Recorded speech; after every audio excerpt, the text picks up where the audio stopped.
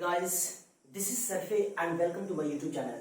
तो अभी हम लोग देखने वाले हैं क्लास 10th का फिजिक्स का एक लाइट चैप्टर जो कि बेहद इंपॉर्टेंट और सबसे ज्यादा मार्क्स जो बोर्ड में पूछे जाते हैं बस इसी चैप्टर से। लाइट चैप्टर है जो कि बेहद इंपॉर्टेंट है। तो आइए हम लोग सबसे पहले डिस्कस कर लेते हैं कि लाइट क्या है और इसमें हमें क्या क्या टर्म के बारे में पढ़ना है। ये सारा का सारा टर्म हम लोग वन बाय वन देखने वाले हैं।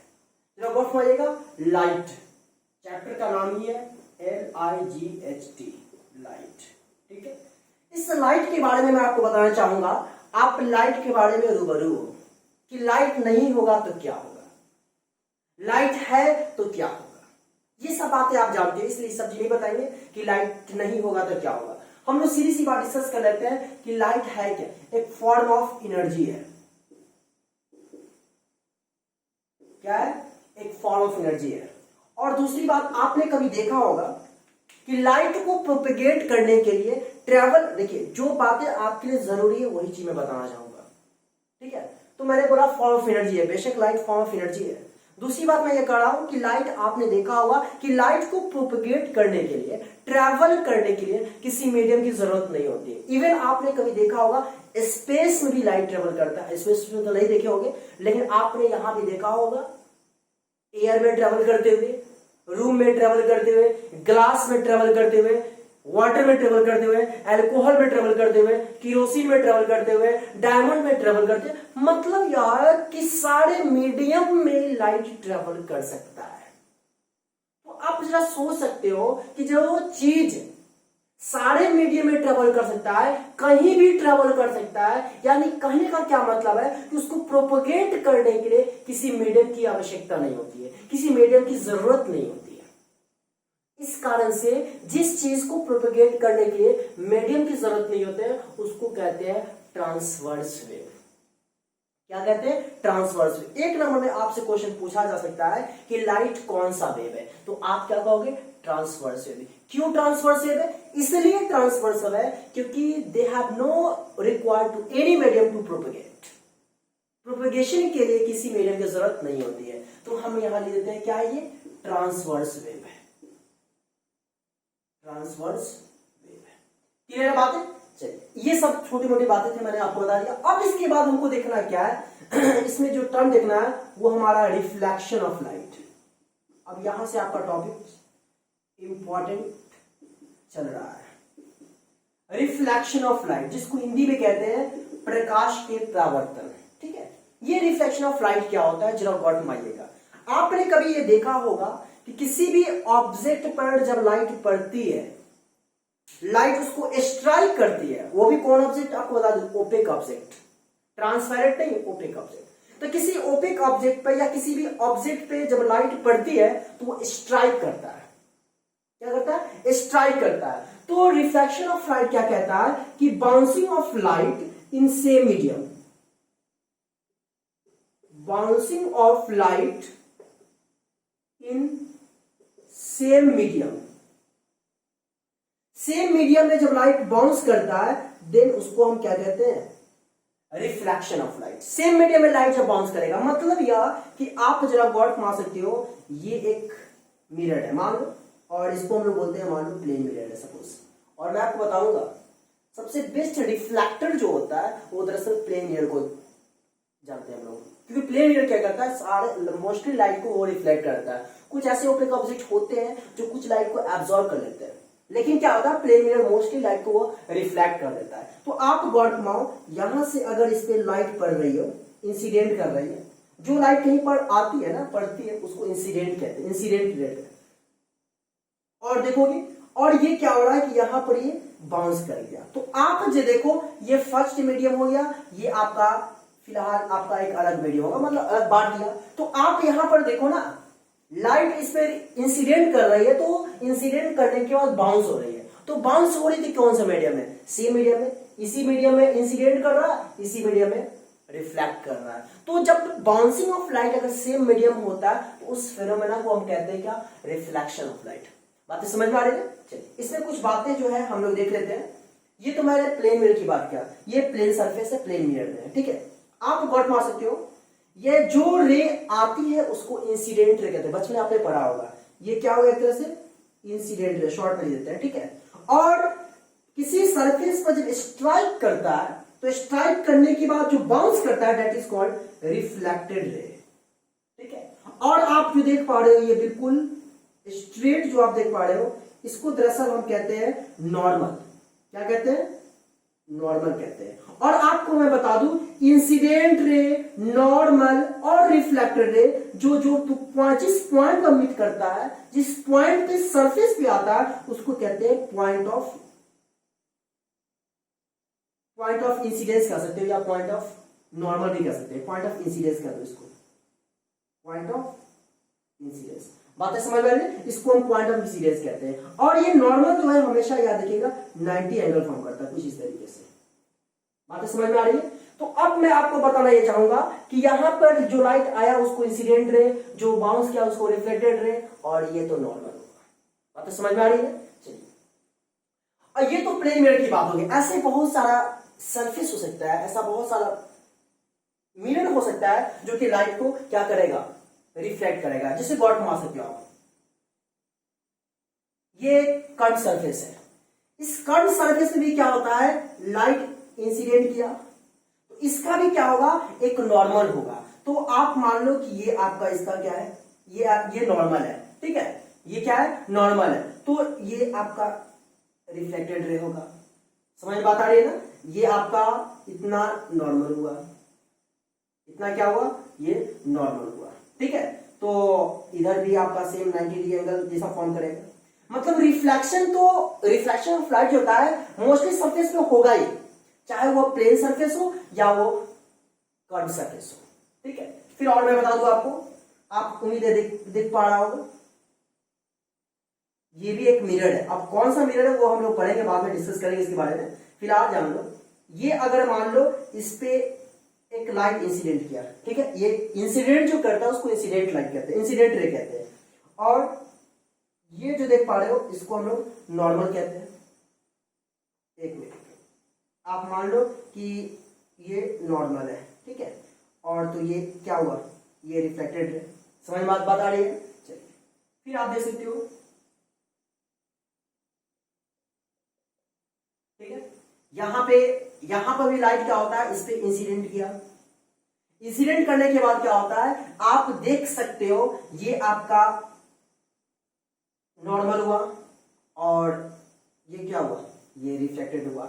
मतलब यह हम कहना चाह रहे हैं कि रिफ्लेक्शन तो बहुत सारे सरफेस पे होता है। देख रहे हैं आप कैसे कैसे रिफ्लेक्शन हो रहा है।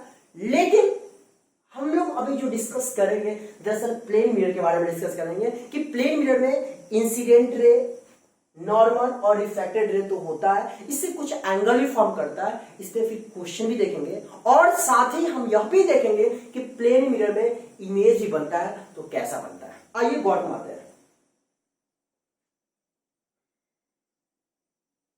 ये मान लो प्लेन मिरर है और इसको कहते हैं सिल्वर्ड करना।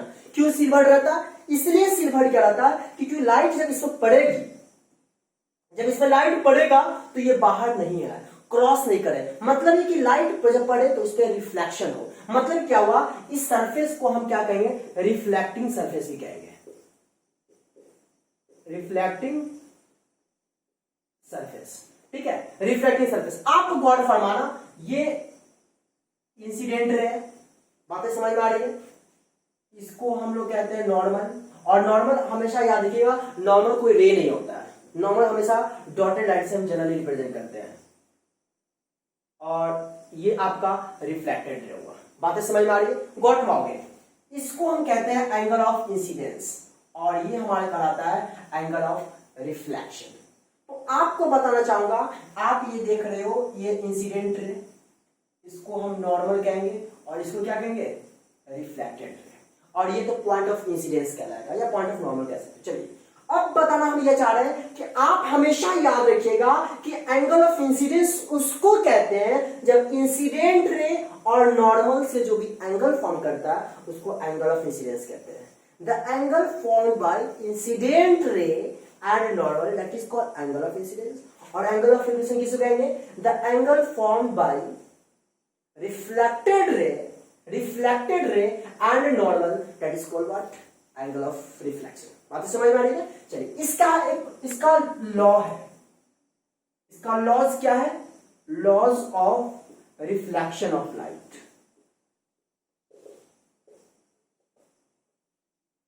Laws of reflection of light. अब इसका laws of reflection of light में आपको मैं बताना चाहूंगा, फर्स्ट लॉ क्या है? दो ही लॉ ही है। फर्स्ट लॉ क्या कहता है कि angle of incidence equal angle of R होना चाहिए, एंगल ऑफ रिफ्लेक्शन होना चाहिए। मतलब जितना एंगल पे ये इंसिडेंट करेगा, जितना एंगल ऑफ इंसिडेंस होगा, उतना ही एंगल ऑफ रिफ्लेक्शन होगा। मतलब आई इक्वल आर। सपोज यहां पे अगर मान लो 30 डिग्री पे है तो ये आपका भी रिफ्लेक्शन भी होगा क्या? 30 डिग्री होगा। 60 डिग्री पर अगर एंगल ऑफ इंसिडेंस कर रहा है तो आपका रिफ्लेक्शन भी क्या होगा? 60 डिग्री होगा। बातें समझ में आ रही है? चलिए दूसरा लॉ जो इसका क्या कहता है कि incident ray, normal and reflected ray lie on the same plane. देख पा रहे हैं? Incident ray, normal, reflected ray सब क्या है? किसी एक पॉइंट पे लाई कर रहा है, प्लेन पर। ये सेकेंड लॉ है। क्या मतलब? Incident ray, reflected ray and normal ray नहीं, normal lie in the same plane. आप पॉइंट ऑफ कांटेक्ट भी कर सकते हो, मतलब सेम प्लेन पे लाई कर रहा है। बातें समझ में आ रही है? ये दो लॉ है। किसका? प्लेन मिरर का। प्लेन मिरर कितना लॉ? दो law. Angle of incidence equal angle R, और incident ray, reflected ray and normal lie in the same plane. बातें क्लियर है? चलिए अब मैं आपको कुछ बातें बताना चाहूंगा, इसी से रिलेटेड बातें, प्लेन मिरर से रिलेटेड बातें। कि प्लेन मिरर का भी खासियत होता है।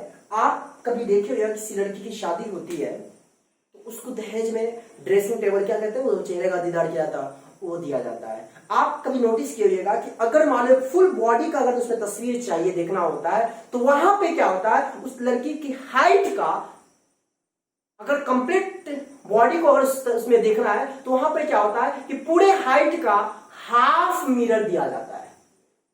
मिनिमम हाफ होना चाहिए। मिनिमम अगर हाफ होगा तो वहां पे आपका कंप्लीट बॉडी का डायग्राम आपके उस मिरर में बन सकता है। समझ पा रहे बात? आपने कभी नहीं जाना था ना, आज जाना आपने। चलिए अब मैं बताना चाहूंगा कि प्लेन मिरर की खासियत है, प्रॉपर्टीज ऑफ प्लेन मिरर। मतलब यार कि आप, चलिए प्रॉपर्टीज ऑफ प्लेन मिरर या इमेज फॉर्मेशन करते पहले। चलिए पहले इमेज फॉर्मेशन करते हैं, फिर उसके बाद प्रॉपर्टी पढ़ेंगे, ठीक है? इमेज फॉर्म्ड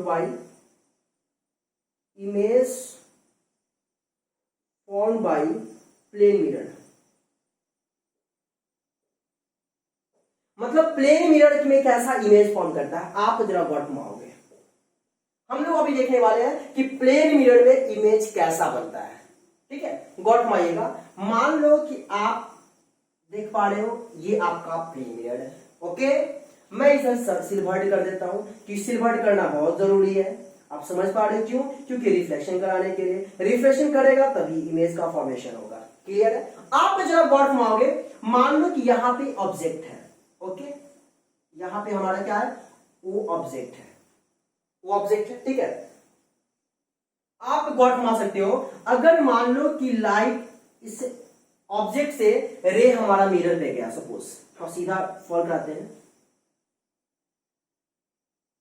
ही होगा, खैर एडजस्ट कर लेना। मान लो कि वो ऑब्जेक्ट जो देख पा रहे हो, इससे हमने क्या किया, मिरर पे एक रे फॉल कराया। रे फॉल कराएंगे, ये इंसिडेंट कर रहा है किस पे? मिरर पे। और जानते हो कि प्लेन मिरर पर जैसे ही इंसिडेंट करता है तो क्या होता है? रिफ्लेक्ट करता है। तो रिफ्लेक्ट कुछ इस प्रकार करेगा। आप मान लो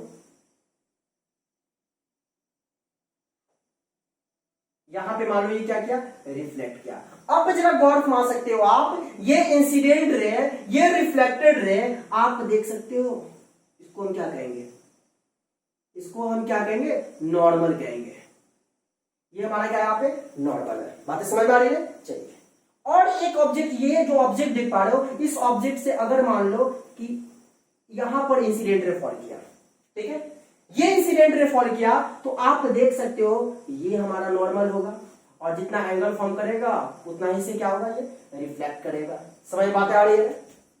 मतलब एक ऑब्जेक्ट से हमने क्या किया कि दो रे फॉल कराया, इंसिडेंट, एक यहां इंसिडेंट कराया, रिफ्लेक्टेड नॉर्मल, यहां इंसिडेंट क्या? Reflected normal. अब जरा गौर करोगे, ये रिफ्लेक्टेड रे जो आप देख पा रहे हो, ये क्या लग रहा है कि मेरे को कुछ इस प्रकार आ रहा है, ठीक है? ये रिफ्लेक्टेड रे क्या लग रहा है? मेरे को कुछ इस प्रकार दिख रहा है ना। अब जरा गौर फरमा सकते हो, ये मेरे को जो दिख रहा है, आप थोड़ा सा इसको सीधा बना देते हैं, ठीक है ना, ये वो कुछ, ठीक है, सीधा। अब कॉपी पर ना आप लोग अच्छे से बना सकते हो, थोड़ा बोर्ड है तो आप समझ सकते हो, मैनेज तो करना ही पड़ेगा। चलिए ठीक है, अब जरा गौर फरमाइएगा, यहां पर जो इमेज रिफ्लेक्टेड है, जो दोनों, ये भी रिफ्लेक्टेड है, ये भी रिफ्लेक्टेड है, जहां पे रिफ्लेक्टेड है मीट क्या है, वहां पे इमेज बना है, मतलब हमारा आई जो है यहां बना है। और आप जरा गौर फरमा सकते हो, इस डिस्टेंस को जब हम मिलाएंगे तो पता हमें यह चलेगा कि ये देखने के बाद हमेशा याद रखिएगा कि किसी भी प्लेन मिरर में इमेज डिस्टेंस और ऑब्जेक्ट डिस्टेंस जो होगा हमेशा परपेंडिकुलरली होगा। हमेशा याद रखना, हमेशा क्या होगा, परपेंडिकुलरली होगा। तो आप एक बात तो आप नोटिस कर रहे हो कि इस प्लेन मिरर से इतना दूरी पे ऑब्जेक्ट है, ये क्या है, ये आपका ऑब्जेक्ट है, और आई क्या है, इमेज है। मैं क्या बताना चाह रहा हूं, वर्तमान, इस मिरर से इतना दूरी पे ऑब्जेक्ट है तो उतना ही दूरी पे इधर इमेज बनेगा। प्लेन मिरर की खासियत क्या होती है कि प्लेन मिरर में जितना ऑब्जेक्ट दूरी पर रखाएगा, मान लो कि बोर्ड हमारा प्लेन मिरर है, मैं यहां पे 2 सेंटीमीटर हूं, तो हमारा इमेज जो बनेगा इस प्लेन मिरर के पीछे 2 सेंटीमीटर बनेगा। सपोज अगर मैं क्वेश्चन ऐसा बोलूं कि इस प्लेन मिरर से 3 सेंटीमीटर दूरी पर हम हैं, तो बताओ मेरा इमेज जो बनेगा वो कितना दूरी पे बनेगा, बताओ। तो इस ऑब्जेक्ट से मेरे, हम जो 3 सेंटीमीटर दूरी पे हैं, तो उससे हमारा जो इमेज बनेगा कहां, 6 सेंटीमीटर पीछे, मतलब ऑब्जेक्ट से 6 सेंटीमीटर। लेकिन मिरर की बात होगी तो क्या होगी, मिरर से 3 सेंटीमीटर पीछे बनेगा। क्लियर है, चलिए। और यहां पे आप जो देख पा रहे हो, दरअसल मैंने ये डॉटेड लाइन से बनाया है। ये डॉटेड लाइन इस बात का प्रूफ है कि जो हमारा इमेज बना है वो क्या बना, जानते हो, वर्चुअल इमेज बना है। वर्चुअल इमेज बना है। वर्चुअल इमेज हमेशा याद रखिएगा डॉटेड लाइन से, जैसे ही डॉटेड लाइन से रिफ्लेक्टेड रे डॉटेड लाइन वाला होगा तो आप समझ सकते हो कि वहां पे वर्चुअल इमेज बन रहा है। लेकिन जब एक्चुअल मीट करता है तो आप समझना वहां पे रियल इमेज है। तो प्लेन मिरर में अभी मैंने 2 बातें बताया। क्या बातें बताया कि इसमें इमेज जो बनता है, जितना दूरी पे ऑब्जेक्ट है उतना ही दूरी पे इमेज बनेगा। सेम मतलब क्या, आप याद रख लेना ना, सेम साइज, सेम डिस्टेंस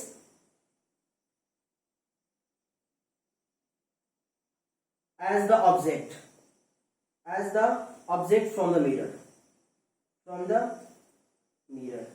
पहली बात हो गई। दूसरी बात दिख रहा होगा, दूसरी बात आपको बता दूं, सेम डिस्टेंस ऑब्जेक्ट में, उसके बाद क्या हुआ, same size as the object, same size as the object. मतलब यह कि जितना बड़ा, अगर मान लो कि प्लेन मिरर के सामने 4 सेंटीमीटर का ऑब्जेक्ट है तो इमेज भी जो बनेगा 4 सेंटीमीटर का बनेगा, 4 सेंटीमीटर का बनेगा, ठीक है। तो same size as the object. उसके बाद फिर मैं आपको बता दूं इमेज कैसा होगा, वर्चुअल इमेज बनेगा। ये प्रॉपर्टी मैं लिखवा रहा हूं, प्रॉपर्टीज है, वर्चुअल इमेज बनेगा। फिर उसके बाद क्या होगा, फिर उसके बाद मैं आपको बता दूं, इसमें आपने कभी देखा होगा घर में भी कि जब प्लेन मिरर में क्या होता है, लेफ्ट हैंड अप करते हो तब पता क्या चलता है, राइट हैंड अप पता करता है, लगता है कि राइट हैंड है। लेफ्ट अगर कान को पकड़ोगे लगेगा क्या कि राइट कान को पकड़े हुए हैं, राइट ईयर को पकड़े, ऐसा लगता है ना। तो इसको प्रॉपर्टी को बोलते हैं लैटरल इन्वर्शन। क्या बोलते हैं, lateral inversion, LATERAL, lateral inversion. अब एग्जाम में पूछ सकता है कि व्हाट इज लैटरल इन्वर्सन, तो आप क्या कहोगे, it is the property of a plane mirror by which when you up या when we up our left hand in front of a plane mirror then we सीन्स our right hand, this property is called lateral inversion. बात समझ आ रही है।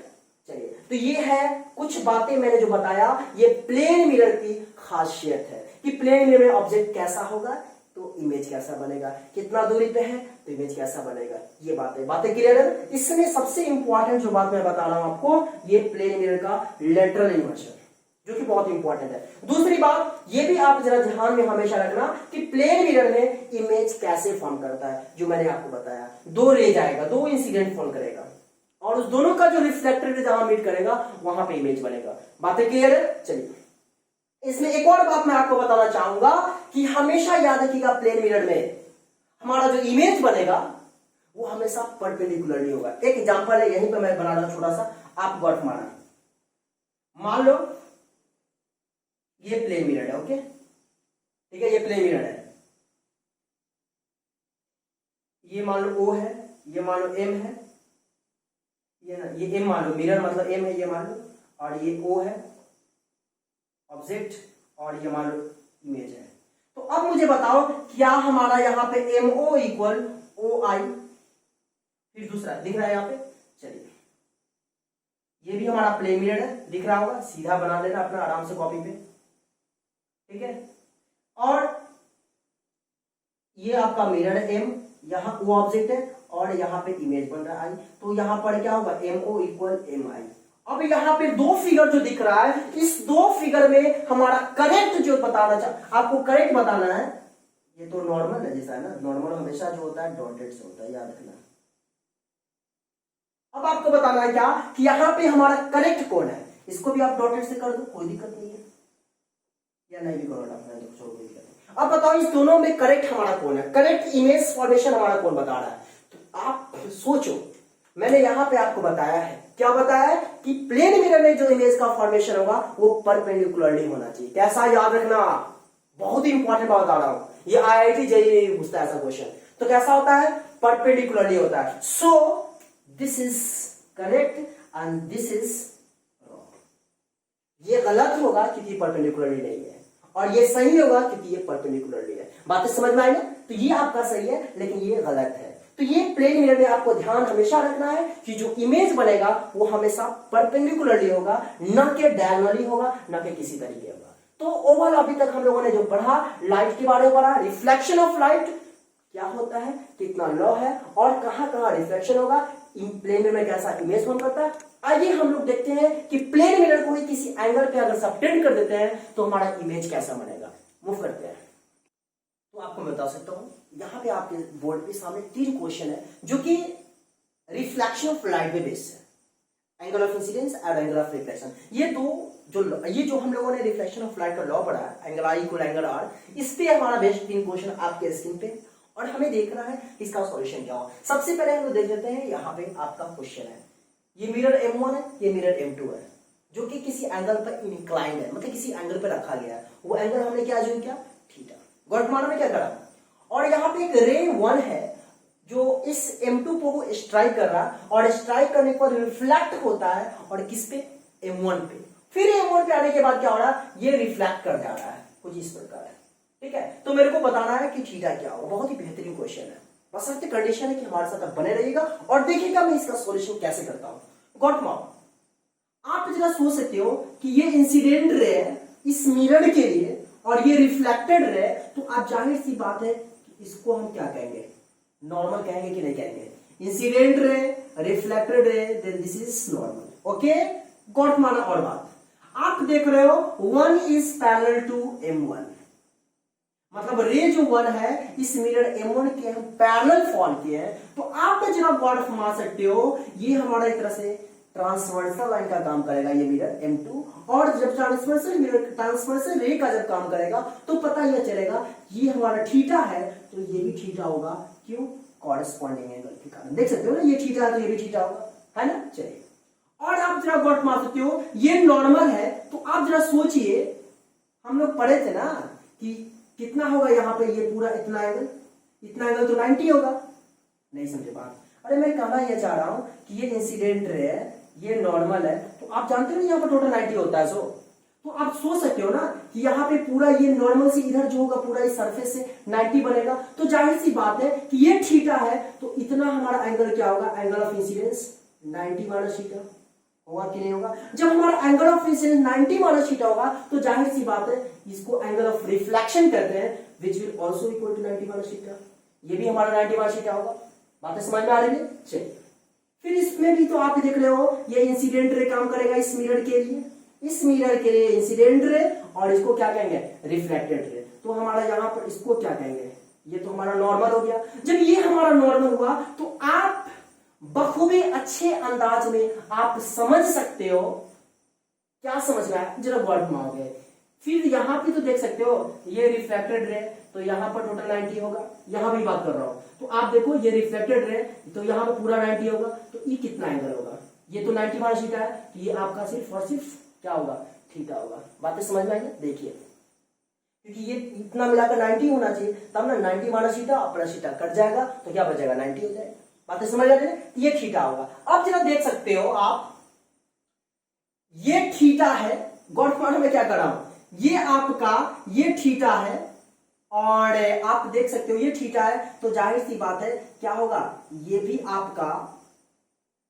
आपका एक तरह से ये देखो, ये आपका एक तरह से थीटा हो जाएगा, और ये थीटा होगा तो ये 90 माइनस थीटा होगा। अब फिर ये भी हमारा क्या होगा, 90 माइनस थीटा होगा। जब ऐसा हो जाएगा तो आप बखूबी अच्छी अंदाज में समझ पा रहे हो कि एक तरह से हमारा ये कौन सा ट्रायंगल बन रहा है, इक्विलेटरल ट्रायंगल बन रहा है। और जब इक्विलेटरल ट्रायंगल बन रहा है, इसका मतलब है कि theta plus theta that equal 180 degree, therefore 3 theta equal क्या होगा, 180 डिग्री, तो थीटा इक्वल क्या हो जाएगा मेरा, 60 डिग्री। और इस तरीके से थीटा का वैल्यू मेरे को क्या है, 60 डिग्री, और यहाँ पे हमारा आंसर हुआ। बातें समझ में आई कि नहीं?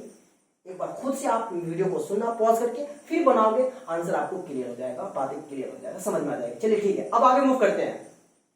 क्वेश्चन हमारे सामने है, question number 2, prove that for any value of angle i rays 1 and rays 2 are parallel. हमें प्रूव करना क्या कि आई के किसी भी एंगल के लिए आपको रेज 1 और रेज 2 पैरेलल प्रूव करना है। Prove that for any value of angle I. तो चलिए ये क्वेश्चन मैं आपको देता हूं, आप होमवर्क में बनाओगे, मैं क्वेश्चन नंबर ये बता देता हूं, ठीक है? इसको कोशिश करना आप बनाने का, नहीं होगा तो मैं कोशिश करूंगा बता देने का, टेंशन नहीं। चलिए इसको देखिए, यहां पे दो मिरर है M1 और M2 which are inclined parallel to perpendicular to each other. कितना पे एंगल पे है, ये परपेंडिकुलर पे एंगल, ठीक है? तो मेरे को क्या करना है, कंप्लीट द रे डायग्राम एंड फाइंड एंगल्स। सबसे पहली बात क्या करें, कंप्लीट द रे डायग्राम। तो आप देख सकते हो ये इंसिडेंट रे है, तो जाहिर सी बात है कि इसको क्या कहेंगे, नॉर्मल, तो ये हमारा क्या होगा, रिफ्लेक्टेड रे। तो इससे ये रिफ्लेक्टेड रे जो होगा इस मिरर के लिए इंसिडेंट रे होगा, और इसको हम क्या कहेंगे, नॉर्मल, तो ये हमारा क्या होगा, रिफ्लेक्टेड रे होगा। क्लियर है? अब जरा गौर घुमाओ, ये 30 है और इतना क्या होता है 90, तो जाहिर सी बात है ये एंगल ऑफ इंसिडेंस 60 डिग्री। जब एंगल ऑफ इंसिडेंस 60 होगा तो एंगल ऑफ रिफ्लेक्शन भी 60 होगा। हमारा यहाँ पर रे डायग्राम कंप्लीट है। अब एंगल बता रहा हूं, ये 60 है तो जाहिर सी बात है ये 30 होगा, और जब ये 30 है और ये 90 है तो 90 प्लस 30 120, तो ये क्या होगा आपका 60 होगा। जब ये 60 होगा तो ये क्या होगा, आप सोच सकते हो ये 30 होगा, और जब ये 30 होगा तो आप समझ सकते हो ये भी 30 होगा। बातें समझ में आ रही है? उम्मीद है बिल्कुल अच्छे समझ में आनी चाहिए। बातें क्लियर है ना? चलिए, अगर ये बातें क्लियर है तो वीडियो को जरूर लाइक करिएगा, दोस्तों के लिए शेयर जरूर करिएगा अगर अच्छा लगे तो आप देख सकते हो यहाँ पे हमारा रे डायग्राम भी कंप्लीट है और एंगल्स भी हमने बना डाला।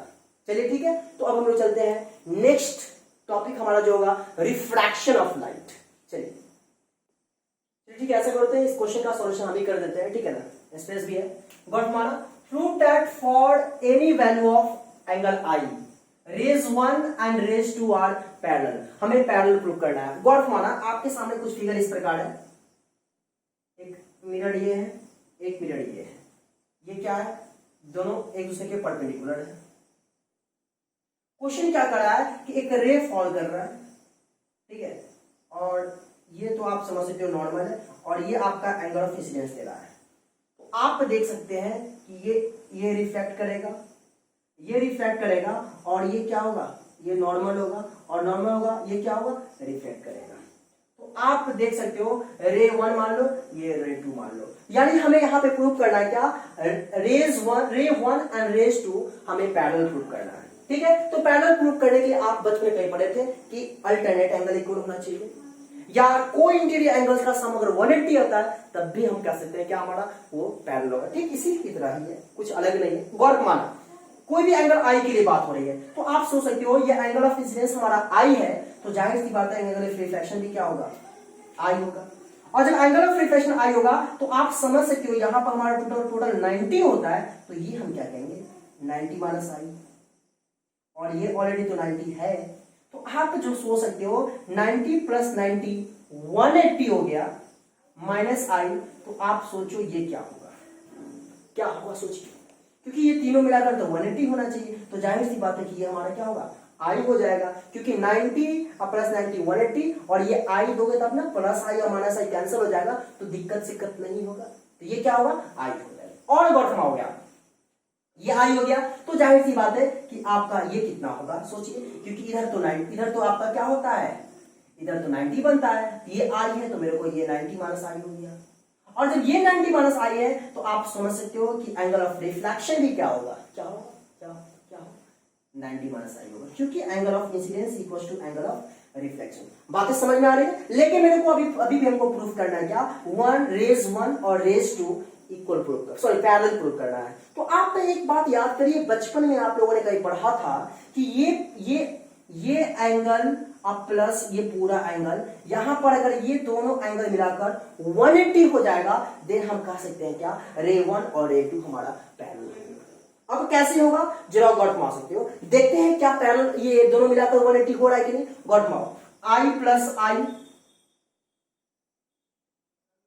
प्लस ये एंगल हो गया आई प्लस आई, अब फिर ये हमारा एंगल क्या है, 90 माइनस आई प्लस 90 माइनस आई, तो आप देख सकते हो यहां पे मेरे को 2i प्लस 90 90 180 और माइनस आई क्या हुआ, माइनस 2i, तो आप देख सकते हो 2i से 2i फिनिश हो गया, क्या आया 180 डिग्री, और ये 180 डिग्री हो गया, इसका क्या मतलब साफ जाहिर होता है कि हमारा रे वन जो होगा पैरेलल टू क्या होगा, रे 2 होगा, और इस तरीके से हमें जो प्रूव करना था हमारा रिजल्ट आ गया। देखिए बातें समझ में आई कि नहीं, रे 1 और रे 2 पैरेलल कैसे हुआ, क्योंकि को इंटीरियर एंगल्स का सम 180 हो गया, और जिसका को इंटीरियर एंगल्स का सम 180 होता है, आप बचपन में भी पढ़े हुएगा कि उसको हम पैरेलल कहते हैं। क्लियर है, चलिए अब इसको हम बोर्ड को इरेज करते हैं, फिर हम लोग देखेंगे क्या, रिफ्रैक्शन ऑफ लाइट, ये क्योंकि हम लोगों ने अभी देखा है रिफ्लेक्शन, अब हमें देखना है रिफ्रैक्शन ऑफ लाइट। चलिए तो अभी हम लोग देखने वाले हैं रिफ्रैक्शन ऑफ लाइट, जो कि आपके सामने टॉपिक लिखा हुआ है बोर्ड पे, हमें जाना है रिफ्लेक्शन ऑफ लाइट। अभी हम लोगों ने जस्ट पढ़ा है रिफ्लेक्शन ऑफ लाइट, लेकिन अब जाना रिफ्लेक्शन ऑफ लाइट क्या होता है। तो मैं आपको बताना चाहूंगा रिफ्रैक्शन ऑफ लाइट क्या होता है, किसी पार्टिकुलर कोई एक मीडियम के लिए नहीं आता है, एक से ज्यादा मीडियम के लिए हो सकता है, जिसमें एक मीडियम की बात होगी, सेम मीडियम की बात होगी, तो वो रेफर करेगा किसको, रिफ्लेक्शन ऑफ लाइट को। लेकिन एक मीडियम से जैसे ही आप ज्यादा मीडियम की बात करो तो वहां पे आपका क्या होगा, रिफ्रैक्शन ऑफ लाइट, जिसको बोलते हैं अपवर्तन ऑफ प्रकाश का अपवर्तन। क्या मैंने बोला, अपवर्तन, प्रकाश का अपवर्तन, ठीक है, ये अपवर्तन की बात कर रहा हूं। तो इसका डेफिनेशन क्या होता है कि when the light goes from one medium to another medium, then that change their original path, ये क्या करता है, अपना ओरिजिनल पाथ, अपना ओरिजिनल डायरेक्शन जो होता है वो चेंज करता है। तो इसको हम क्या कहते हैं, इसको कहते हैं रिफ्रैक्शन ऑफ लाइट। गॉट माउंट, when the rays of light goes from one medium to another medium, one medium to another medium, it change their original path. ये क्या करता है, अपना ओरिजिनल पाथ क्या होता है, चेंज करता है। मतलब कहने का सेंस क्या है कि आप इसको ऐसे कुछ समझ सकते हो, ये मान लो, देखो पहले बोर्ड तो आपका एक मीडियम है, और जैसे मैंने एक लकीर दे दिया तो आप देख सकते हो ये क्या करेगा कि यहां पे ये क्या करेगा कि मीडियम को दो पार्ट में बांट कर दिया, एक मीडियम 1 हो गया, ये मीडियम आपका 2 हो गया। अब क्या कहता है कि जब लाइट जो है, मान लो कि ये आपका रेयरर मीडियम हुआ, ठीक है, और ये आपका मान लो डेंसर मीडियम। अब कहोगे रेयरर क्या होता है, डेंसर क्या होता है, सुन लो इसके बारे में। तो रेयरर मीडियम की अगर मैं बात करूं तो रेयरर मीडियम जो होता है, एयर वाला जो मीडियम आप देख रहे हो, वैक्यूम वाला मीडियम जो देख रहे हो, दैट इज रेयरर मीडियम। और उसको छोड़कर बाद बाकी जहां भी देख रहे हो दैट इज डेंसर मीडियम। मतलब आपका वाटर डेंस मीडियम होगा, एयर छोड़कर कांच डेंस मीडियम होगा, डायमंड डेंस मीडियम होगा, अल्कोहल, केरोसिन, ये सारा का सारा क्या होगा, डेंसर मीडियम होगा। तो मान लो कि मैं लाइट को रेयर से डेंसर में ला रहा हूं गौरमाना, ये इंसिडेंट रे हुआ, और इसको क्या कहते हैं आप जानते हो, बचपन से पढ़ते आ रहे हो, इसको हम लोग नॉर्मल कहते हैं। तो जैसे ही मैं रेयर मीडियम से डेंसर मीडियम में ले जाऊंगा, क्या होगा आपको बता दूं, ये अपना क्या करेगा, ये बेंड किया ना, और जो बेंड किया, लेकिन क्या है कि इसको तो ऐसे जाना चाहिए, ऐसे जाना चाहिए। तो आप जरा देखो क्या कर रहा है कि यहां पे अपना ओरिजिनल डायरेक्शन को चेंज कर दे रहा है। तो आप देख सकते हो यहां पर क्या करता है, अपना ओरिजिनल डायरेक्शन क्या वो चेंज किया, जाना चाहिए ऐसे, लेकिन इधर बेंड कर गया। तो आप जरा देखो, इसको एंगल ऑफ इंसिडेंस कहेंगे और इसको एंगल ऑफ रिफ्रैक्शन कहेंगे। यहां पर रिफ्लेक्शन नहीं होगा, रिफ्रैक्शन होगा, ठीक है। तो आप जरा देखिए यहां पे रिफ्रैक्शन के केस में क्या हो रहा है, दो मीडियम की बात हो रही है, लेकिन आपने पढ़ा है रिफ्लेक्शन में क्या देखा था, एक मीडियम देखा था। चलिए एक और हम लोग देख लेते हैं, इसका दिख रहा होगा मुझे। मान लो कि ये आपका डेंसर मीडियम है और ये आपका रेयर मीडियम है। तो लाइट क्या कहता है, अगर लाइट, ये आपका नॉर्मल हो गया, ये नॉर्मल आप समझ रहे हो, लेकिन जैसे ही लाइट डेंसर से रेयर की तरफ जाता है तो याद रखना कुछ इस तरीके से बेंड कर जाता है, लेकिन जाना क्या चाहिए, इसको कुछ ऐसे जाना चाहिए। तो ये एंगल ऑफ इंसिडेंस हो गया और ये एंगल ऑफ रिफ्लेक्शन होगा। आपने क्या देखा, आपने देखा क्या कि जब लाइट रेयर टू डेंसर आता, रेयर टू डेंसर, तो क्या होता है, किधर बेंड किया, towards the normal, towards the normal. समझ में बात आई, कब, जब रेयर टू डेंसर, और डेंसर टू रेयर नहीं हुआ तो क्या हुआ, away from the normal, away from the normal, normal के से दूर क्या जा रहा है, बेंड कर रहा है। ये बेंड जो कर रहा है अवे फ्रॉम द नॉर्मल, और नॉर्मल, और यहां पे रेयर से डेंसर की तरफ जब जा रहा है तो ये क्या हो रहा है, टुवार्ड्स द डेंसर, ये बेंड कर रहा है। बातें क्लियर हो रही है ना, rare to denser and denser to rare. चलिए अब हम आगे मूव करते हैं और बातें क्या कहा जा रहा है, जरा गौर माना। ये एंगल ऑफ रिफ्लेक्शन नहीं होगा, ये होगा, समझ रहे हो ना बातें। चलिए तो अब कहोगे सर इसका कुछ एग्जाम्पल वगैरह भी है क्या, बेशक है। क्या है, जरा गौर माना। आपने देखा ना यहाँ पे दो मीडियम की बात हो रही है, आपने कभी देखा होगा कि पानी में अगर मान लो इस पेंस ये मार्कर को रख दूंगा तो आप कभी नोटिस करोगे क्या कि हल्का बेंट नजर आता है, बेंट किया हुआ नजर आता है, लगता है कि टूटा हुआ है, टेढ़ा लगता है। या किसी रॉड को पानी में डाल दोगे वो टेढ़ा नजर आएगा, या किसी क्वाइंस को अगर पानी में डाल दोगे और शीशा के ऊपर से देखोगे ऐसे कुछ, तो पता यह चलेगा क्या कि वो क्वाइंस हुआ था अपने सरफेस से थोड़ा हटके रहता है, अपने सरफेस से उठा हुआ रहता है। That all causes due to refraction of light.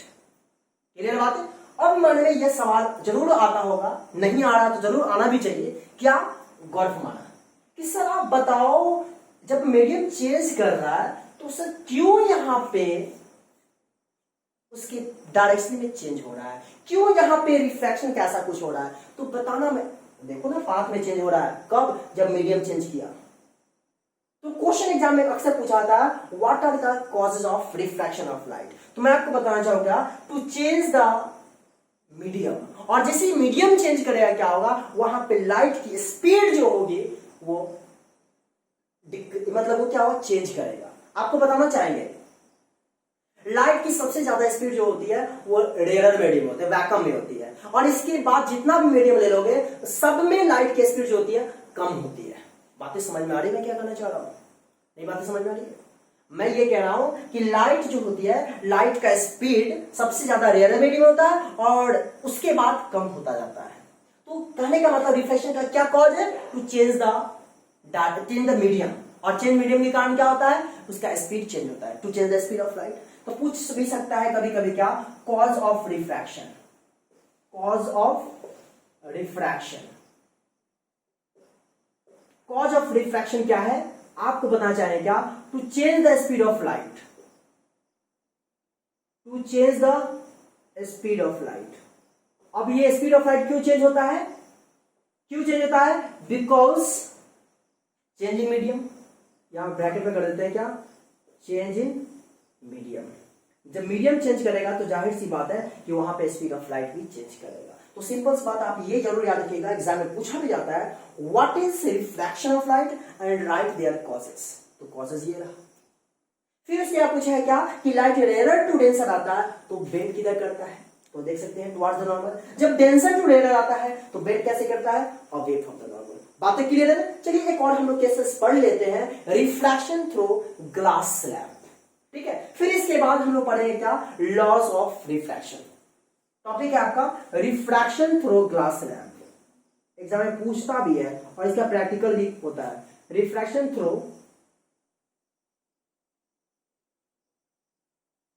Glass slab, refraction through glass slab. अब ये रिफ्रैक्शन थ्रू ग्लास स्लैब क्या होता है, जरा गौर माना। ये मान लो रेक्टेंगुलर आपका ग्लास स्लैब है।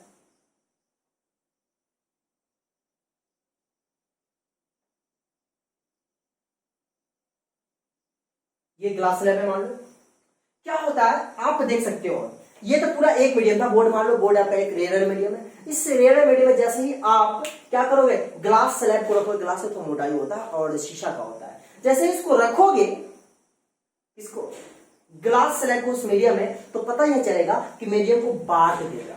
क्या बांट देगा मतलब सुन लो, ये फर्स्ट मीडियम है तो ये सेकेंड मीडियम होगा, और यही जो मीडियम होगा वो ये मीडियम होगा कि नहीं होगा, आप देखो ये फर्स्ट मीडियम है, ये सेकेंड मीडियम है, और ये थर्ड मीडियम नहीं कहेंगे, ये तो सेम मीडियम है ना जो वन था। समझ बात नहीं समझ पाता रही है क्या कहूं। मान लो कि ये डायरी, ये आपका ग्लास स्लैब है, ठीक है ना, ये रेयर मीडियम है। तो रेयर मीडियम है, जैसे ही हम इस बुक को मैं यहां पर रखूंगा तो आपको क्या होगा, लाइट रेयर से इसमें आएगा, इसके अंदर पास करेगा, अब फिर पास करने के बाद क्या होगा, यहां आएगा। तो ये कौन मीडियम है, ये वही मीडियम है जो ये मीडियम है। ये मीडियम और ये मीडियम सेम है, लेकिन इसके अंदर जो होगा कांच का बना हुआ, तो यहाँ पे क्या होगा, ये अलग मीडियम हो जाएगा। तो आइए हम लोग देखते हैं यहाँ पे कि ये आप जो देख पा रहे हो, इसमें हमको देखना है रिफ्रैक्शन कैसे होता है। गॉट माना, ये आपका रेयर मीडियम है, ये अंदर वाला आपका डेंसर मीडियम है, और फिर ये क्या है, रेयर मीडियम है। गौर फरमा सकते हो, आप देख सकते हैं ये इंसिडेंट रे, ठीक है, ये इंसिडेंट रे, और इसको हम क्या कहते हैं, क्या कहते हैं, नॉर्मल। और ये आपका एंगल ऑफ इंसिडेंस हो जाएगा। बातें समझ में आ रही है? और रेयर से जब डेंसर में जब लाइट जाएगी तो रिफ्रैक्ट करती है, और बेंट किधर होती है, रेयर टू डेंसर। तो देख लो, रेयर टू डेंसर आता है तो क्या होता है, टुवर्ड्स द नॉर्मल। तो क्या होगा, ये रिफ्लेक्ट करेगा टुवर्ड्स द नॉर्मल। आप देख पा रहे हो, ये किधर बेंट किया, टुवर्ड्स द नॉर्मल बेंट किया, और ये एंगल ऑफ इंसिडेंस है, और ये क्या होगा, एंगल ऑफ रिफ्रैक्शन। बातें क्लियर है? चलिए अब फिर आप देख सकते हो, ये तो आपका हुआ रिफ्रैक्शन ऑफ लाइट। फिर इस सरफेस पे, इस फेसेस पे जब आएगा तो यहां पर भी आपका बता दूं, ये आपका नॉर्मल होगा, ठीक है। और जब ये डेंसर मीडियम है, ये कौन मीडियम है, ये तो आपका डेंसर मीडियम है। और जब डेंसर से रेयर में जाएगा तो आपने बचपन में कहीं पढ़ा था, क्या होगा, आपने बचपन में कहीं पढ़ा था, क्या होता है, away from the normal, away from the normal. अब जरा देखो, ये अवे फ्रॉम द नॉर्मल हो गया, तो ये आपका सोच सकते हो, गौर माना, ये एंगल ऑफ रिफ्रैक्शन है, तो ये भी तो एंगल ऑफ रिफ्रैक्शन होगा। क्यों? क्योंकि ये नॉर्मल और ये नॉर्मल पैरेलल है, तो ये ट्रांसवर्सल लाइन का काम करेगा, तो ये अल्टरनेट एंगल इक्वल होता है, ठीक है। तो ये आपका इस एंगल को बोलेंगे क्या, एंगल ऑफ इमर्जेंट। क्या बोलेंगे, एंगल ऑफ इमर्जेंट। अब गौर फरमाना, लेकिन क्या है, इसको तो कुछ ऐसे जाना चाहिए ना, बिल्कुल। देखो ये इंसिडेंट रे बिल्कुल ऐसे जाना चाहिए। तो आप जरा गौर फरमाओगे, इस इंसिडेंट रे, इसको इंसिडेंट रे कहते हैं, ठीक है, इसको क्या कहेंगे, इंसिडेंट रे। यहां ले लेता हूं, इंसिडेंट रे, और इसको हम क्या कहेंगे, निकला है ना ये ग्लास स्लैब से, इसलिए इसको बोलेंगे इमर्जेंट रे,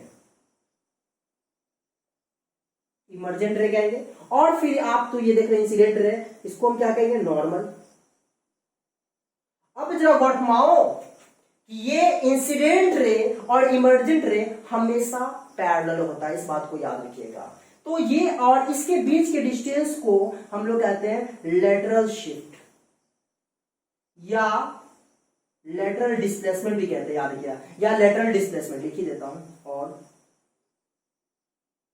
लेटरल डिस्प्लेसमेंट क्या होता है, तो लेटरल डिस्प्लेसमेंट क्या होता है कि इंसिडेंट रे और इमर्जेंट रे के बीच के डिस्टेंस को हम लोग लेटरल शिफ्ट या लेटरल डिस्प्लेसमेंट कहते हैं।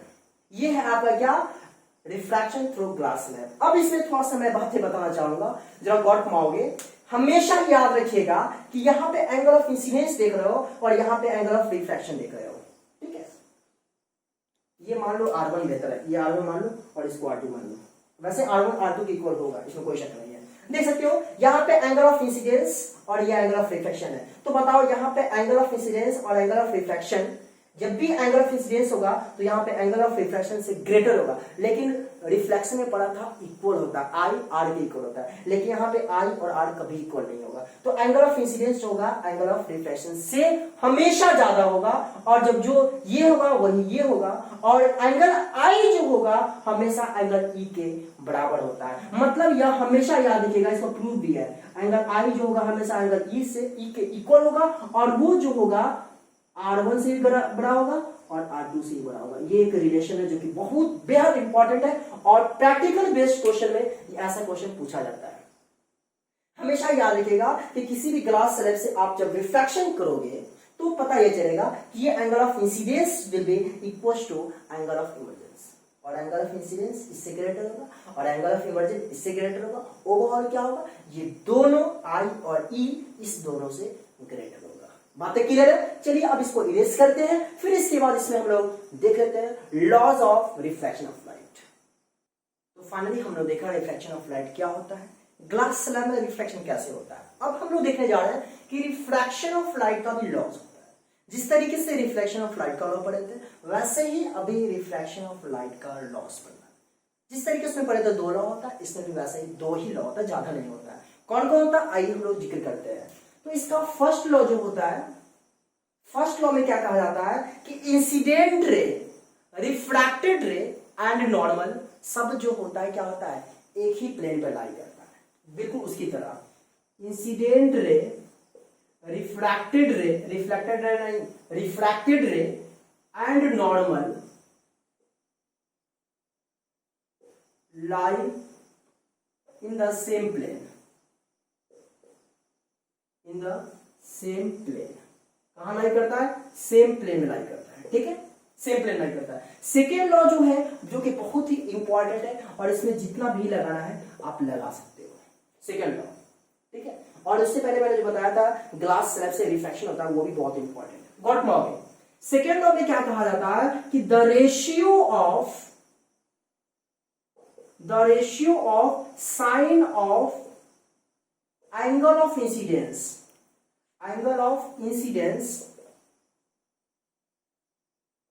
that is sine I to the sine of angle of refraction that is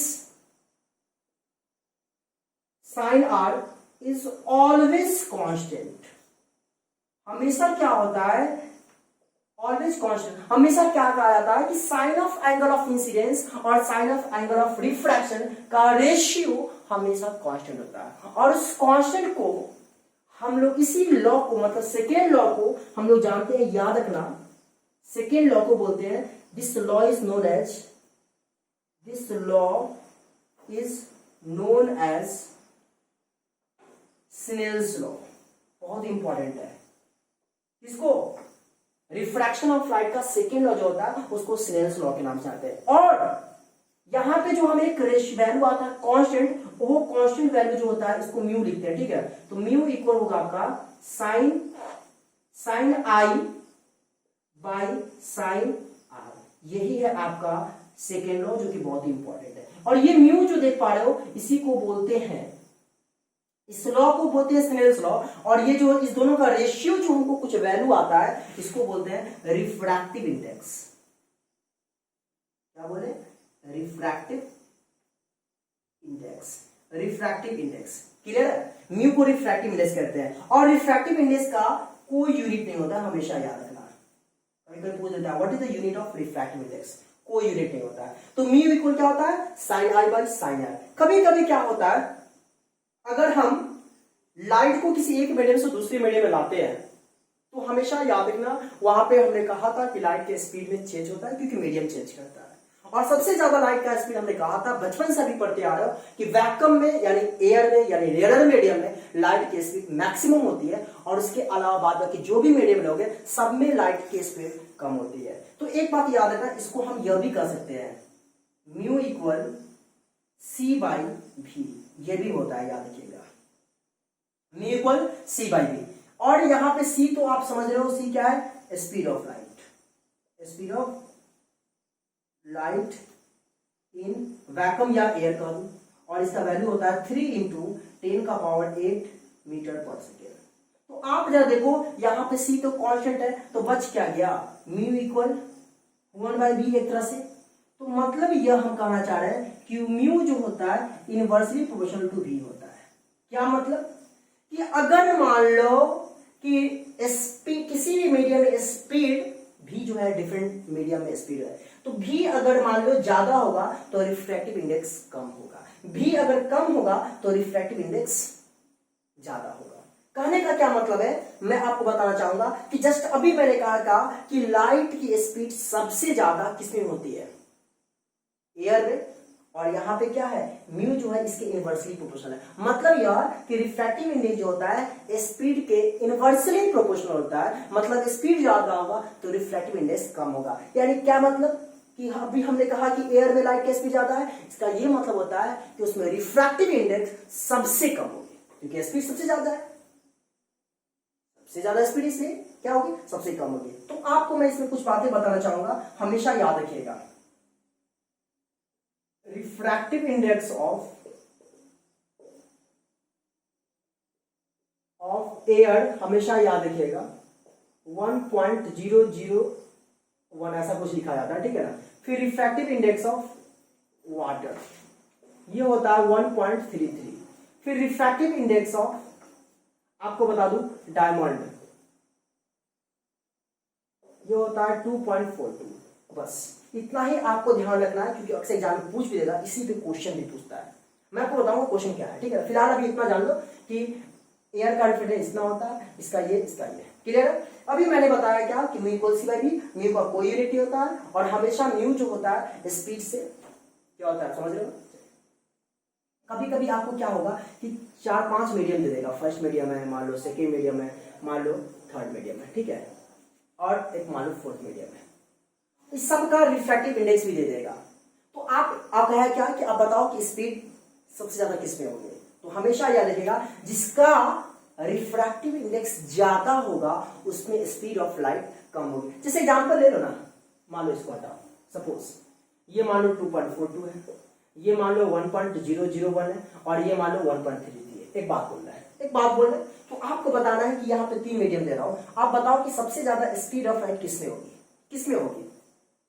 ये मान लो ए है, ये मान लो बी मीडियम है, ये मान लो सी मीडियम है। आपका रिफ्रैक्टिव इंडेक्स यहाँ पर दे रहा है, सबसे ज्यादा स्पीड ऑफ लाइट किसमें होगी, तो मैंने अभी कहा जिसका रिफ्रैक्टिव इंडेक्स सबसे कम होगी उसमें स्पीड ऑफ लाइट सबसे ज्यादा होगी। तो बी में सबसे ज्यादा स्पीड ऑफ लाइट होगी क्योंकि इसका सबसे कम है, फिर उसके बाद इसमें सी में, और फिर उसके बाद ए में। तो बातें समझ में आई मैंने क्या कहा। ऐसा भी क्वेश्चन आपको एग्जाम में रहता है, गारंटी है। क्या आपने समझा कि जिसका रिफ्रैक्टिव इंडेक्स सबसे ज्यादा होगा उसमें लाइट की स्पीड सबसे कम होगी, और जिसका रिफ्रैक्टिव सबसे कम होगी उसका स्पीड होगा। बातें समझ आ रही है, चलिए ठीक है। अब हम दरअसल बताना यह चाहेंगे, बहुत ही इंपॉर्टेंट बात कि अक्सर एग्जाम में पूछता भी है कि मान लो, देखिए हमने अभी कुछ देर पहले हमने कहा ना कि ये मान लो मीडियम 2 पार्ट में बट गया, एक फर्स्ट मीडियम है, सेकेंड मीडियम है। लाइट ऐसे आता है, नॉर्मल है, और ये कुछ इस तरीके से बेंड करता है। तो आप देख सकते हो इसका रिफ्रैक्टिव इंडेक्स मान लो μ1, इसका रिफ्रैक्टिव इंडेक्स मान लो क्या μ2। रिफ्रैक्टिव इंडेक्स दोनों का सेम होगा क्या, बिल्कुल अलग होगा, जाहिर सी बात है। तो अलग होगा तो आपको ऐसा ही कुछ क्वेश्चन दे देगा, और वो क्वेश्चन क्या होगा उसी को हम लोग डिस्कस करने वाले हैं। मतलब क्या कहेगा वर्तमान μ1 ग्रेटर देन μ2 है। इस केस के लिए आप वो बनाओ, डायग्राम बनाओ, रिफ्रैक्शन शो करो कि अगर μ1 ग्रेटर देन μ2 है तो, μ1 ग्रेटर देन μ2 है तो। अब कहोगे सर μ1 क्या, तो μ1 आपको बता दूं वो आपका रेयर मीडियम का है। म्यू1 किसका है, ये मान लो रेयरर मीडियम का रिफ्रैक्टिव इंडेक्स है, और म्यू2 किसका है, डेंसर मीडियम का रिफ्रैक्टिव इंडेक्स है। आपको डायग्राम ड्रॉ करना है, मतलब रिफ्रैक्शन शो करना है, गौर फरमाना। ये है, ये आपका समझ सकते हो म्यू1 है, और ये आपका क्या म्यू2 है। अब हमको इसमें रिफ्रैक्शन ड्रॉ करना है, कैसे ड्रॉ करेंगे, तो आप हमेशा याद रखिएगा म्यू1 में कर रहा हूं म्यू2 से ग्रेटर है, मतलब रिफ्रैक्टिव इंडेक्स जो मैं कर रहा हूं, रिफ्रैक्टिव इंडेक्स इसमें, ये रिफ्रैक्टिव इंडेक्स होगा, इससे क्या कर रहा हूं, ज्यादा कर रहा हूं। एक मिनट, आप गौर फरमा सकते हो, मैंने यहां पे कहा म्यू1 ग्रेटर देन म्यू2। सपोज आपको मैंने अभी कहा है कि रिफ्रैक्टिव इंडेक्स सबसे कम किसका होगा, एयर का होगा, मतलब रेयरर का होगा। जब मैं सोचो कि जब मैं रिफ्रैक्टिव इंडेक्स रेयरर का कम कह रहा हूं तो यहां पर ज्यादा क्यों कर दूंगा, तो इसलिए यहां पर इसका डायरेक्शन कुछ ऐसे कर दो आप, ये ऐसे करो, ठीक है। तो ये आपका रेयरर मीडियम होगा और ये डेंसर मीडियम हो गया, समझ बात आई है। तो जब म्यू1 जब म्यू2 से छोटा होगा बेशक, तो क्या क्या होगा, इसका फिगर कुछ इस प्रकार होगा, आप देख सकते हो, ये इंसिडेंट रे, ये नॉर्मल, ये डॉटेड से है, समझ लेना, ये आपका डॉटेड से है। अब क्या होगा, कुछ इस तरीके से, समझ में बात आ रही है, नहीं समझ बात, हम क्या कर रहे हैं, अरे देखो ना, रेयरर मीडियम अगर हम कह देंगे तो इसका मतलब है कि स्पीड, ये रिफ्रैक्टिव इंडेक्स तो कम होना चाहिए, मैं ज्यादा कैसे कह सकता हूँ, कम ही कहेंगे ना। तो मान लो कि म्यू1 आपका रिफ्रैक्टिव इंडेक्स ये रेयरर मीडियम का है, म्यू2 डेंसर मीडियम का है, तो वो कम होगा, तो उसका रिफ्रैक्शन कैसे ड्रॉ करेंगे, तो आप देख सकते हो, ये आई हो गया और ये आर हो गया। तो ये आपका क्या हुआ, म्यू1 जब म्यू2 से कम होगा तो ऐसा होगा। अब जब म्यू1 म्यू2 से कम होगा तो इसमें क्या क्या पॉसिबिलिटीज है आप देख सकते हो। ये तो आप जाहिर सी बात है कि म्यू1 जो हो गया म्यू2 से छोटा होगा, पहली बात। इसमें देख लो आई जो होगा हमेशा आर से ग्रेटर होगा, देख सकते हो, और ग्रेटर की नहीं होगा। तो ये दो बातें पॉसिबिलिटीज हमको देखने को मिलता है। दूसरा केस क्या है, अगर मान लो कि म्यू2 ग्रेटर देन है, सॉरी म्यू2 जो है आपका क्या कहेंगे, लेस देन है म्यू1 से, सपोज, नहीं बात समझ में, आप क्या करें, देखिए अक्सर आदमी कंफ्यूज क्या करता है, कंफ्यूज मत होना भाई, यहाँ पे म्यू1 हम आर कह रहे हैं, म्यू2 डी कह, हो सकता है कहीं पे आपका म्यू1 को डी कह देगा, म्यू2 को आर कह देगा, इसलिए कंफ्यूज मत होना। मैं अगर मान लो कि म्यू2, सीधी सी बात आपको ऐसा दिया रहेगा, तो आप क्या करोगे, म्यू2 लेस देन म्यू1 है, म्यू2 लेस देन म्यू1 है, मतलब यह कि आप गौर फरमाओगे, अगर ये आप, ये लाइट आया, मान लो ये नॉर्मल है, अगर मान लो कि हम इससे बिल्कुल ऐसे दूर भी जाते हैं, अवे फ्रॉम द नॉर्मल कर देते हैं, तो जरा सोचो, ये अवे फ्रॉम द नॉर्मल जो हो रहा है, तो ये अगर हम इसको म्यू1 मानेंगे कि इसको म्यू2 मानेंगे, सोचना है, आप सोचो,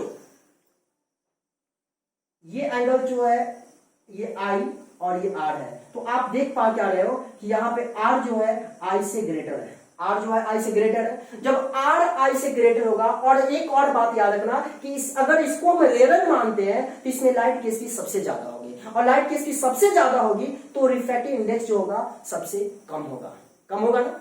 अगर हम रेयरर मानेंगे तो सोचो, तो यहां पर क्या है, ज्यादा है, तो इसको आप क्या मानोगे, ये आपका हो जाएगा क्या, म्यू2 हो जाएगा, और ये म्यू1 होगा। नहीं बातें समझ में आई ना, सोचना है। अगर मैं इसको लेकर चला हूं म्यू1 को आर रेयरर मीडियम, तो छोटा तो होगा, तो टुवर्ड्स द नॉर्मल होगा, लेकिन यहां अवे फ्रॉम द नॉर्मल हो रहा है, तो अवे फ्रॉम द नॉर्मल हो रहा है, इसका ये मतलब हुआ कि रेयर से डेंसर आ रहा है। जब रेयर से dense, away from the normal का मतलब, नहीं बात समझ में आई क्या कहना चाह रहा हूं, अवे फ्रॉम द नॉर्मल का मतलब होता है डेंसर से रेयर आ रहा है, अवे फ्रॉम द नॉर्मल का मतलब डेंसर से रेयर आ रहा है, और जब डेंसर से रेयर आ रहा है, इसका ये मतलब हुआ कि डेंसर का रिफ्रैक्टिव इंडेक्स जो होगा ज्यादा होगा, ज्यादा होगा। देख लो यहाँ पे म्यू2 का वैल्यू म्यू1 से, अरे यार उल्टा बोल दिया क्या मैं म्यू1 का वैल्यू ना म्यू1 का ज्यादा होगा, है ना, तो यहाँ उल्टा मैं बोल रहा हूँ, एक मिनट, सीधी सी बात आपको समझना ही है कि अगर मैं रिफ्रैक्टिव इंडेक्स म्यू1 और म्यू2 की बात, दो बात कह रहा हूँ, ठीक है, आपको ये समझना, अगर म्यू1 हम किसको मान रहे हैं, अगर रेयरर को मान रहे हैं तो जाहिर सी बात है कि उसका रिफ्रैक्टिव इंडेक्स होगा कम होगा, कम होगा। जब रिफ्रैक्टिव इंडेक्स कम होगा तो इसका ये मतलब रेयरर है, और रेयरर है, इसका मतलब क्या जा रहा है, टुवर्ड्स द नॉर्मल हो रहा है, इसलिए मैंने यहाँ पे टुवर्ड्स द नॉर्मल किया, तो वहां पे क्या होगा, आई जो होगा आर से ग्रेटर होगा। चलिए अब दूसरी बात मैं कह रहा हूँ, यहाँ पे अगर कह रहा हूँ क्या कि लाइट कुछ ऐसे बेंड कर रही है, इसका क्या मतलब, अगर मैं इसको म्यू2 मान रहा हूँ, इसको म्यू1 मान रहा हूँ, इसका ये मतलब होता है कि म्यू2 जो होगा म्यू1 से ज्यादा होगा, म्यू2 जो होगा म्यू1 से कम होगा, यहाँ पे μ1 को हम रेयर मीडियम माने हैं, रेयर मीडियम, तो यहाँ पे क्या होगा हमारा μ2 जो होगा μ1 से ग्रेटर होगा, और यहाँ पे एंगल ऑफ रिफ्रैक्शन जो होगा एंगल ऑफ इंसिडेंस से ज्यादा होगा। तो ये बातें रहा, ऐसा ये भी क्वेश्चन एग्जाम में पूछा जाता है। तो उम्मीद है बातें आपको क्लियर हो रहा होगा। फिर इसी में को एक टॉपिक जानना है, वो है आपका रिवर्सिबिलिटी ऑफ लाइट। तो सोचते हैं, तो ओवरऑल हमने ये सारी बातें बताया आपको। उम्मीद है बातें आपको समझ में आ रही है। समझ में आ रही है तो वीडियो को लाइक करिए, दोस्तों को शेयर करिए, साथ ही चैनल पर नए हैं तो सब्सक्राइब कर बेल आइकन को प्रेस करिए, क्योंकि ये टॉपिक जो आपको मैं बताया ये अभी बेसिक है, जो कि बहुत ही इंपॉर्टेंट है और एग्जाम पूछे, और ये तो खास एग्जाम पूछता ही है कि μ2 जब ग्रेटर μ1 होगा तो डायग्राम बनाओ, μ1 जब μ2 उसमें, लेकिन हाँ उसमें कंडीशन मेंशन रहेगा कि μ1 किसको कह रहा है, μ2 किसको कह रहा है, आप ऐसे नहीं कहेगा। हाँ, तो इतना जरूर आप याद रखोगे कि अगर मान लो रियल की बात होगी तो टुवर्ड्स द नॉर्मल होगा, टुवर्ड्स द नॉर्मल होगा तो I जो होगा R से ज्यादा होगा। अब अगर मान लो डेंसर से रेयर आ रहा है तो R का मान I से ज्यादा होगा, तो उसमें क्या होगा, अवे फ्रॉम द नॉर्मल होगा, तो वो डेंसर से रेयर होगा। बातें समझ में आ रही? चलिए, तो आज के लिए इतना ही, और उम्मीद है बातें समझ में। हम लोग नेक्स्ट वीडियो में फिर देखेंगे क्या, रिवर्सिबिलिटी ऑफ लाइट, फिर इस पे हम लोग कुछ क्वेश्चंस देखेंगे, और साथ ही न्यूमेरिकल्स तो देखेंगे ही, और उसके मिरर देखेंगे, मिरर का में क्या क्या केसेस होता है, टर्म्स क्या होता है, बहुत सारी बातें हैं जो हम लोग 1 बाय 1 देखेंगे, टेंशन नहीं लेना है। तो आज के लिए इतना ही, थैंक यू, जय हिंद, जय भारत।